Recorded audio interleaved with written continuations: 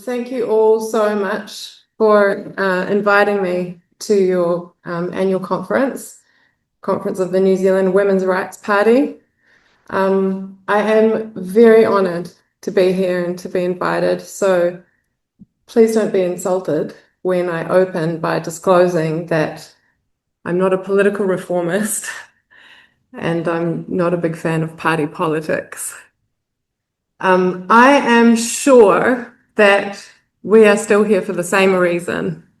I don't think you're all here because you have a great love of party politics. I think we're all here because we share a vision, that of a world without rape. Jill was just talking earlier about how you're reviewing your ultimate objectives, and I believe that is our ultimate objective.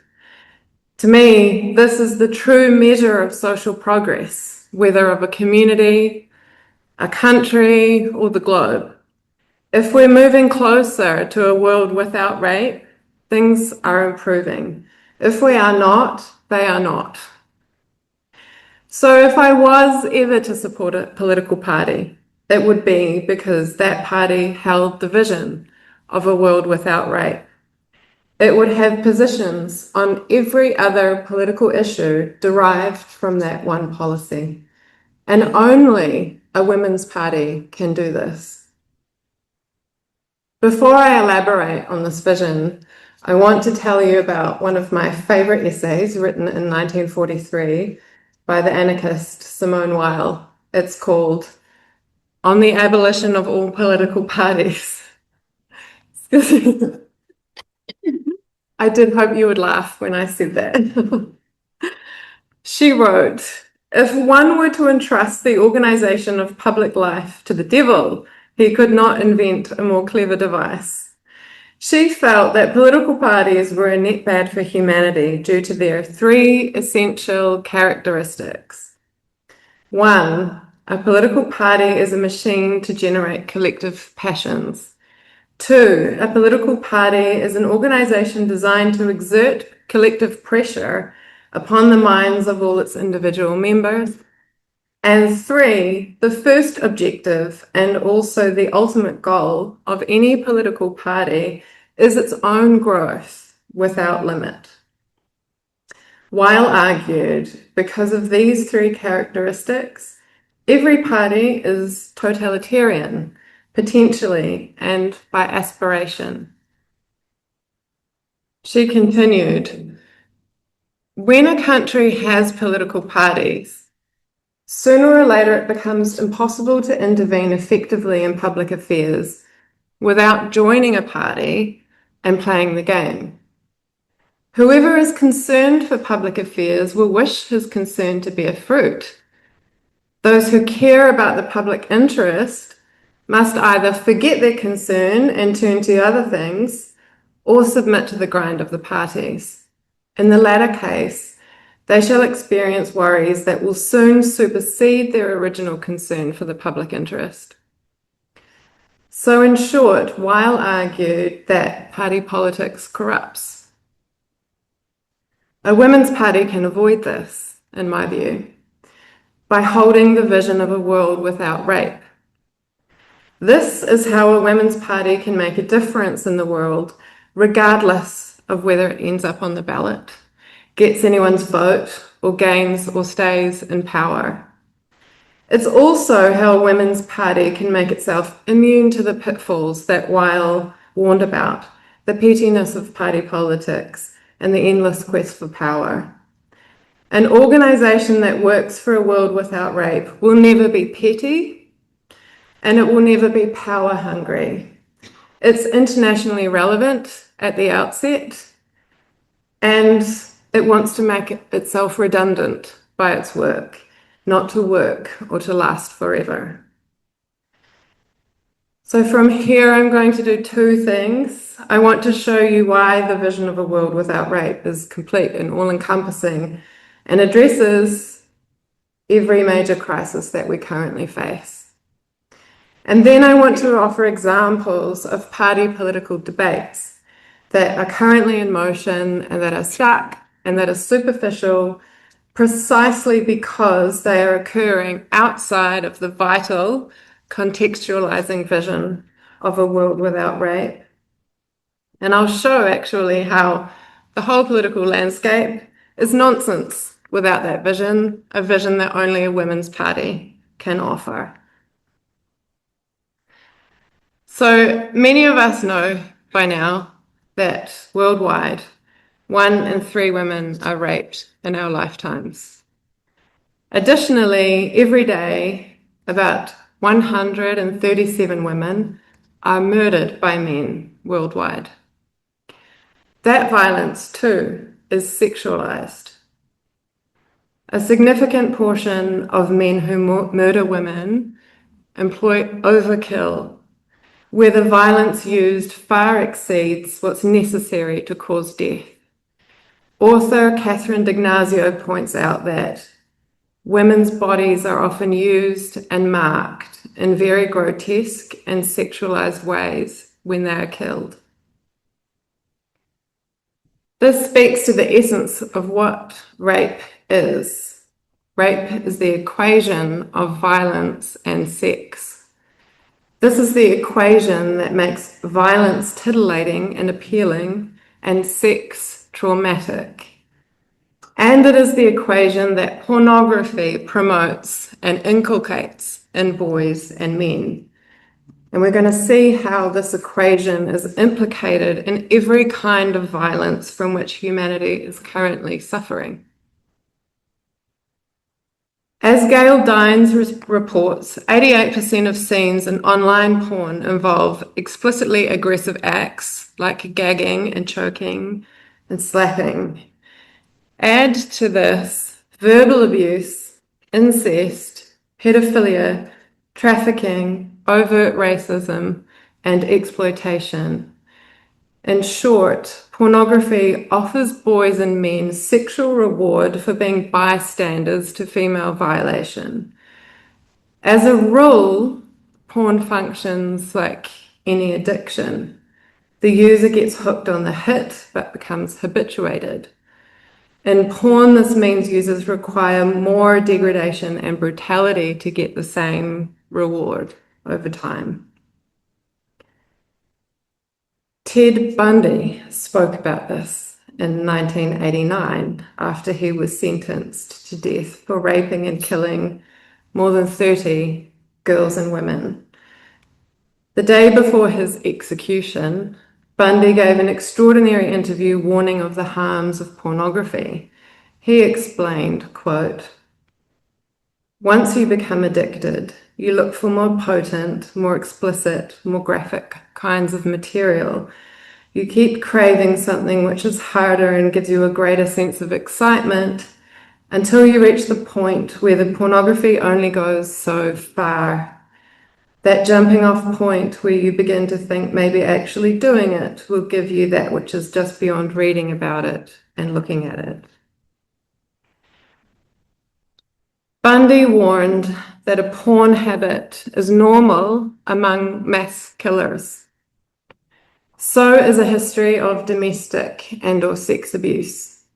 Studies show that between 2014 and 2019, in almost 70% of mass shootings in the States, the perpetrator had either shot or killed at least one partner or family member or had a history of domestic violence. If we could respond properly to rape and violence against women, we would also stop or significantly reduce mass killings. Second wave feminist Andrew Dawkin also pointed out that rape is a key part of the war machine. She argued that there is, quote, "a sexual politics of militarism." Indeed, the rate of rape is higher in the military than in civilian society. And in war, female soldiers are more likely to be raped by fellow soldiers than killed by the enemy. And we know that rape has always been a weapon of war used to terrorize, displace, replace, and humiliate those across enemy lines. Many men will not stay in militaries if they cannot have ready sexual access to women. So brothels have always been present near military bases. The historian Gerda Lerner says that commercial prostitution actually derived from the capturing of girls and women in war. Moreover, the so-called harm reduction of model of prostitution regulation that we have here in New Zealand was originally designed to enable military rape. While allowing troops access to women, military leaders had to ensure the military would not be weakened by STDs. The solution was to subject women near military bases to medical checks and isolate them if ill. In this understanding of harm reduction, the harm is not the rape, but the diseases men can acquire from rape. And that is what prostitution is, regulated rape. Militaries also make use of the way rape, prostitution, and porn instill the equation of sex and violence within men, thereby breaking down men's resistance to violence. Men are not naturally violent, which is why war veterans typically suffer from PTSD. But normalized porn and prostitution change men and how they relate to and influence each other. Military violence then impacts the planet. In his book, The Green Zone, The Environmental Costs of Militarism, Barry Sanders points out that the US military is waging, quote, the single greatest assault on the environment. That's through its use of jet fuel, its shooting, bombing, incinerating, and chemical attacks. Militarism also means hunger. People in the world facing hunger largely live in war zones like Afghanistan, Yemen, and the Democratic Republic of Congo. The DRC suffers the world's largest hunger crisis, fueled by over 25 years of conflict. It has also been dubbed the world's rape capital. Rape victims in the DRC have said war is being waged on their bodies. The cause of hunger is not overall food scarcity. Globally, we waste at least 1 billion tons of food each year. At the core of the inhumanity that causes starvation is rape. One may argue that food scarcity is still an issue since our population of 8 billion exceeds the planet's carrying capacity for humans. Yet the solution remains the same: a world without rape. Women have fewer children when they are empowered, literate, and not treated as sexual or domestic chattel. Rape and female subordination drive overpopulation. Female sexual sovereignty, the end of rape, is the only peaceful solution. Environmental destruction caused by mining, deforestation, and other industrial extraction is also often analogized as rape. We talk about the rape of the earth. That's because we're plundering the earth, its forests, waterways, soil, and habitat, for the sake of major industries that don't cater to the survival needs of human beings, but profit from our consumer demands, comforts, and addictions. Industrial extraction is not just analogous to rape, it's also correlated with it. Extraction sites like mines are nicknamed man camps, and man camps bring a predictable increase in rape and prostitution to the surrounding area. So in short, for the rape of the earth to be unthinkable, the rape of women must be unthinkable. If we want to imagine the end of abuse, of trauma, of suicidality, of mass killings, of war, hunger, or climate change, we need to imagine a world without rape. In essence, we're talking about the end of human cruelty and suffering. A world without rape is a world of compassion, a world of connection and belonging, where true intimacy is possible, children are born out of loving relationship, and violence is hard to commit. This theme of love and compassion brings us to the spiritual and religious dimension of politics. The two major political paradigms, conservative and liberal, both include this aspect. Conservatism is linked to the Abrahamic religions and the West to Christianity. Liberalism has a relationship with New Age spirituality and Eastern traditions like yoga and Buddhism. There seems to be an ongoing movement between the two. When people find the Abrahamic religions too restrictive, they turn to spirituality and a more liberal politics. And when people find liberalism too meaningless, they turn to religion and the political right for a moral compass.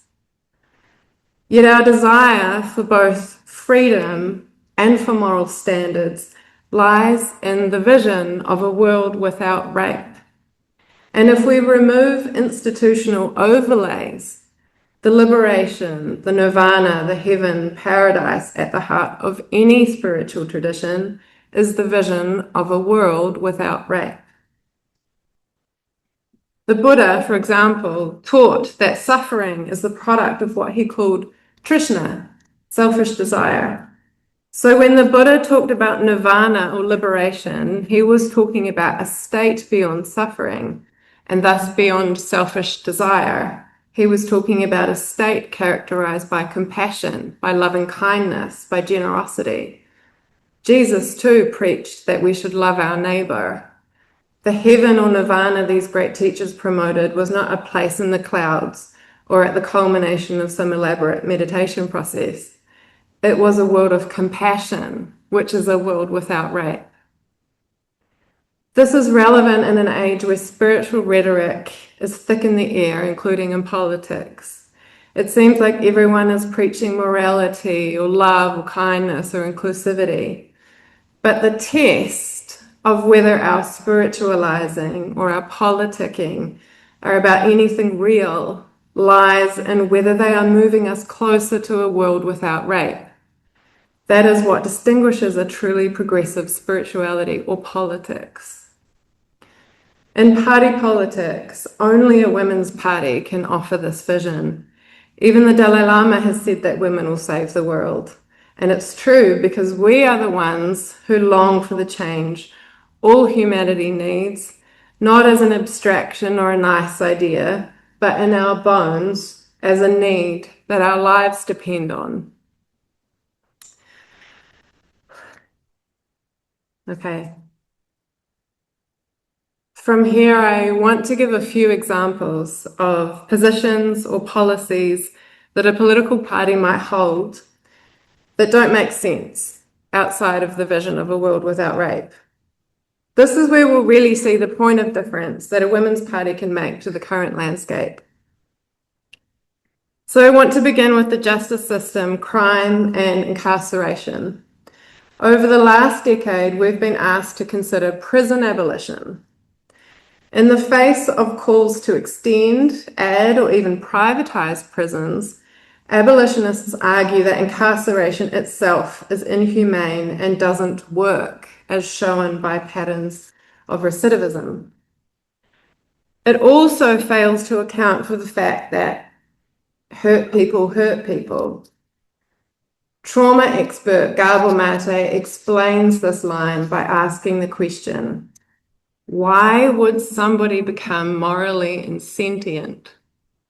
He continues, human morality, if you look at the studies, develops not because people teach you morality, not because people indoctrinate you in good ways of being, but because they treat you well, because they see you, they understand you, they love you, they embrace you. They promote the development of the moral faculties, which is a natural human process given the right conditions. So the lack of moral sentience is actually a sign of trauma. So, Mate argues, quote, essentially what we're doing with our so-called justice system is we're punishing people and jailing them for having been abused in the first place.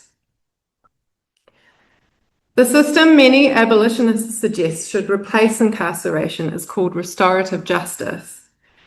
It involves dealing with violent crime through honest dialogue in, for example, victim offender mediation sessions, family group conferences, and peacemaking circles. In August 2018, New Zealand's Labour government held a $1.6 million justice summit with restorative justice high on the agenda. Advocates essentially asked the public to look at violent criminals, people who have committed rape and murder, and practice radical compassion. It may surprise you that I am all for this, with a significant caveat that it only makes sense inside the vision of a world without rape. Outside that vision, restorative justice and a call to dismantle prisons does not spell compassion. It spells insufficient accountability, lack of protection and care for women and girls, and impunity. Jane Crothel's experience of the Justice Summit is illuminating. Crothel's daughter was murdered at age 3 by a man who broke into their family home. So when Crothel attended the summit, she had some questions about the idea that victims and offenders are the same people. In response, she was told that she doesn't know what it means to be a victim because she is white and privileged. This is a horrendous summit for victims, she reported. We've been re-victimized. The only way a justice system of any kind can be credible and progressive is if it serves the vision of a world without rape. That is the true radical compassion. And yes, even violent men are better served among people dedicated to this vision. Studies show that in jurisdictions where rape and domestic violence are responded to effectively, the murder of men by women reduces. When women are not left alone to defend themselves, they are less likely to kill men as a last resort, and men are safer.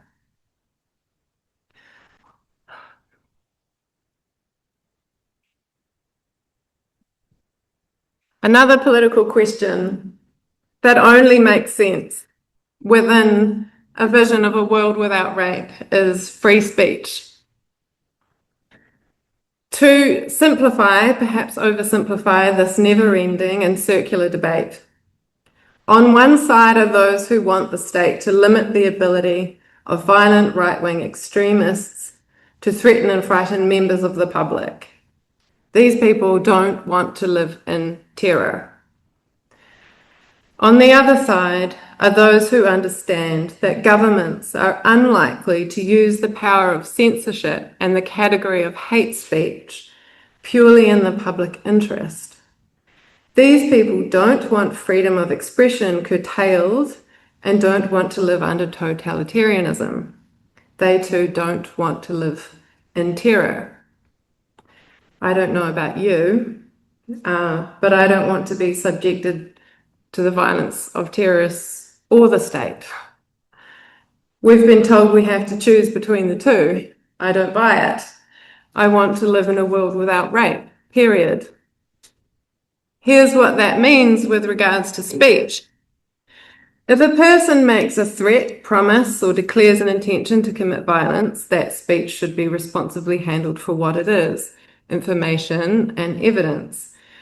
Or if a person demonstrates a pattern of interest in rape or sexual interest in children, such expressions should be handled according to what they indicate and the concerns they raise. Currently, since prostitution is legal here in New Zealand, punter forums are full of men rating, reviewing, and comparing their experiences of raping women in prostitution. As far as I am concerned, all of that material is evidence. The question of free speech or censorship is irrelevant. And here I'm not talking about heavy-handedness or equating speech with violence or pursuing people for saying the wrong thing on the internet. I'm saying that speech is not neutral, it's indicative, and it should be treated as such. But it can only be treated as such in relation to a sound vision of a world that works for all human beings. And that vision is something we need to be interested in creating ourselves. The state and its power to protect or censor speech is not the heart of the argument. Consider the work of violence expert Gavin de Becker, who has spent a decades-long career predicting and preventing violence. De Becker is frustrated by the public's general insensitivity to red flags and warning signs of danger, often conveyed in speech, and sees this as largely a result of our assumption that the state and law enforcement agencies will look after us and our safety. He observes that, quote, too often we take the lazy route and invest our confidence in these agencies without ever evaluating if it is earned. He continues, as we send our children off each morning, we assume the school will keep them safe. It may not be so. We trust security guards, the employment pool that gave us the son of Sam Keller, the assassin of John Lennon, the hillside strangler, and more arsonists and rapists than you have time to read about. Has the security industry earned your confidence? Has government earned it? The point is that a world without rape requires all of us to be sensitive, responsible, and responsive in our listening. I'm not talking about call-out culture in which we habitually criticize each other's wrong speech out of righteous indignation, but I mean that we care about the direction we're heading in collectively. Currently, many people do not have the sensitivity to listen to a person and distinguish signs of danger from someone who merely has an opinion. In fact, many people cannot tell a perpetrator from a victim. Take the case of Christy Hannah in Canada. She used a women's refuge service and was forced to share a double room with a man using the same service on the pretense of being a woman. Hannah was terrified, she couldn't sleep, and she escaped the safe house. She called a lawyer and was told that she could be deemed the perpetrator because her behavior and her speech were transphobic. So these days, of course, it's common for women to be punished this way for simply acknowledging sex. Some people want such verbal acknowledgements to be legally classified as hate speech. This is what I mean by saying that many people can't tell a perpetrator from a victim. That's a serious problem. It's not resolved by promoting censorship. It's not resolved by promoting free speech. It could be resolved by promoting a world without rape and by collective concern to make choices consistent with that vision. This leads to the question of education. What is important about education? Do schools exist to provide children with the skills necessary to contribute to and extract from the prevailing economy? Is it there to give them the literacy and math they need to go to work and run a household? If we accept that we're feeding children into a world in which 1 in 3 women are raped, and rape culture are commercialized, profitable, and promoted in porn and mass media, if we take the attitude that inside this world, young people only need to learn to keep the system running and earn enough money to put food in their mouths, would that not mean that education is hollow and that it's about compliance? And what about sex education specifically? There is a debate about what sex education should look like, whether it should even be provided by schools. Currently, consent education seems to be the most progressive kind of sex education on offer. But let's consider the idea of consent education outside the vision of a world without rape. So we accept that rape is in the world. We accept that the primary form of sex education that young people receive is through pornography. We accept that the average age boys first watch porn is 11 years old. and that as a result of their being influenced by it, their female peers are visiting sexual health clinics in increasing numbers with injuries sustained by boys experimenting on them. And then we teach girls that they have the right to consent to this. That's not progressive. It's a cop-out. It's the business of adults to create a world without rape for children and teenagers. Once we're working toward this vision, then we can talk about what kind of a sex education we need to offer young people. Without holding that vision, we're unqualified and unreliable sex educators at best, and downright creepy at worst. Returning to the broader question of education, what if it's not just about economic participation, but democracy? What if at school, young people are really learning to work with their peers, to communicate, to problem solve and create culture together? What if they're learning not just to be part of a peer group at school, but an entire culture and a functioning democracy later on? If this is what education is about, again, what value does it have outside of the vision of a world without rape? Today, 15 to 18-year-old boys are becoming statistically more likely to perpetrate rape than any other group. Do we accept this? Is this how we think younger generations are going to create culture and sustain democracy together? What kind of a democracy is that? And this leads to another political question, the women's vote. I think it's generally assumed that suffragists fought for the vote as a matter of principle. They believed in equality. They saw that men could participate in democracy and felt women should be able to as well. Since women have opinions just like men do, we should have a vote just like men do. But this is not the reason suffragists fought for the vote. Take British suffragist Emmeline Pankhurst. She had a role as what was called a poor law guardian, the English poor law being a law about welfare provision. From her position, Pankhurst saw the plight of many women and children in British workhouses. She observed that the poor law, quote, couldn't do all the work, even for children, that it was intended to do, and she elaborated. We shall have to have new laws, she said, and we can never hope to get them until women have the vote. I have spoken of the little girls I found scrubbing the workhouse floors. I found that there were pregnant women in that workhouse scrubbing floors, doing the hardest kind of work, almost until their babies came into the world. Many of them were unmarried women, very, very young, mere girls.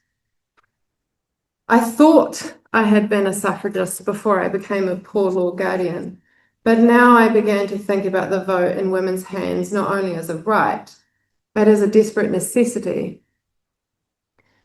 The women's vote was about giving women a way to make political demands that pertain to our sex, a way to elevate the position of women.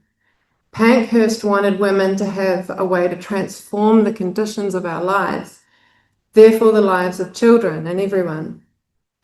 That's why the women's vote has led to, for example, the capacity for women to divorce, to work, the criminalization of marital rape. The women's vote was a means to an end, not an end in itself. At heart, the end it envisaged was a world without rape. What is true here of women's political status is also true of our economic status. Economic equality for women will remain elusive so long as rape is routine and commercialized in prostitution. So long as women can be treated as commodities in the market, the pay gap will not close. Economic freedom only becomes possible and meaningful for women in and through the vision of a world without rape.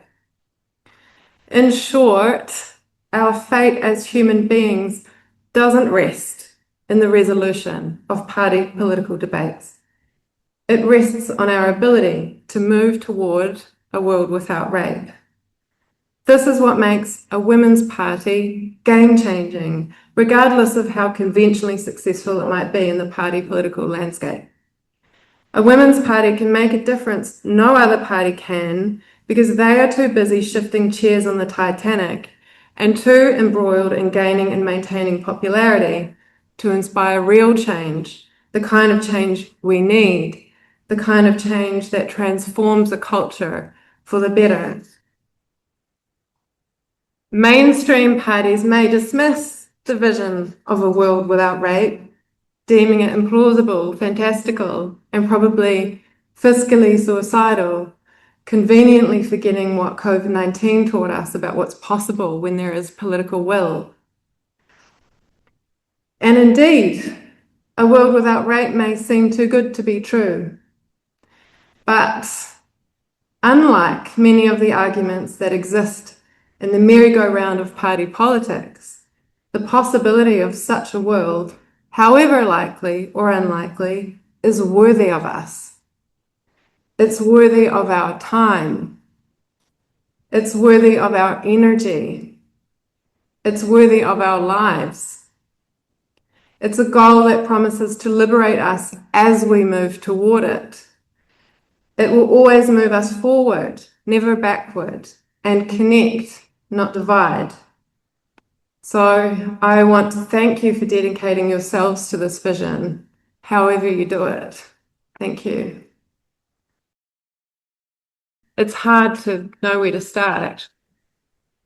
But I definitely personally think, you know, we come into this world utterly dependent, completely dependent, and some people call the first 3 years of life the fourth trimester of pregnancy, because we're so bound to our mother.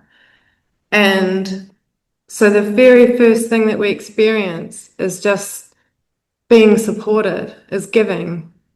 And I don't think that those conditions naturally generate aggression and cruelty. I just don't think they do. I don't see how they do. We all have the potential, you know, but I don't believe in this idea that men are just naturally aggressive. I think when there is a pattern of male violence, we need to look at the cultural conditions. And that's a conversation you could have for a long time. There also, if you look around at other species, I don't think there's any other species on the planet where the male is attacking the female in the way that we have with human beings. So something has happened with, you know, the way in which we're different. There's a distortion in play. There's a distortion of our consciousness and our human nature that's in play.